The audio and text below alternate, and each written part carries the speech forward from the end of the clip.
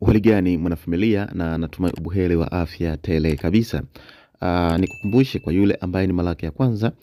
kutembelea kwenye YouTube channel yetu, basi tumkumbushe kwamba usisahau kubofya maneno mekundu yaliyoandikwa subscribe hapo chini ya video, ili uwe wa kwanza kabisa kupata habari zetu punde tunapowekea kwenye YouTube channel yetu. Sasa ni kwamba tukiangazia kuna mpira miguu, yani football. Kama tunavyofahamu, kumekuwa na mechi kadha wa kadha hivi karibuni, hasa kwenye mechi zile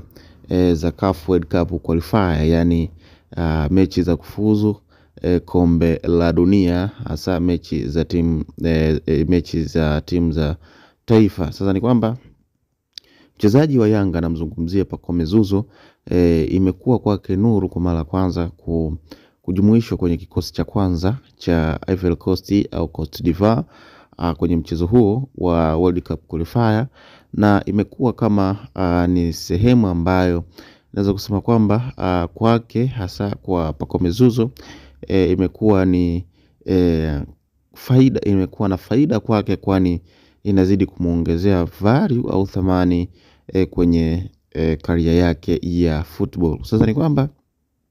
kwenye mchezo huo ambao ulichezwa hapo majira ya jana, ni kwamba Pacome Zouzoua, ijapokuwa hakuweza kufunga goli lolote au kutoa assist, lakini kwa namna ambavyo amesupport, alivyochangia timu yake kupata ushindi, ni kwamba mashabiki wengi wa Cote d'Ivoire ambao walikuwa hawamfahamu, waliweza kumiminika katika kurasa ya mitandao ya kijamii, hasa ya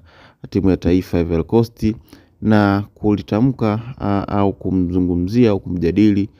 Pacome Zouzoua kwa namna ambavyo alivyokuwa na uwezo mkubwa, kiasi kwamba hadi mashabiki wenyewe walishangaa. Na pia mashabiki wa Tanzania, na wengi wao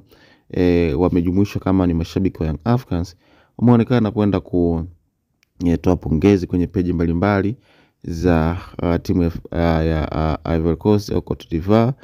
kuhusiana na kile ambacho amekionyesha, uwezo alioonyesha Pacome Zouzoua kwenye mchezo huo wa kufuzu kombe la dunia. Kwa hiyo naweza kusema kwamba hii huenda ikamuongezea kitu, hasa Pacome Zouzoua kuzidi kuonekana. Kwa hiyo tunaweza kusema kwamba kwenye mchezo huo, kwa upande wa Pacome Zouzoua, tunaweza kusema kwamba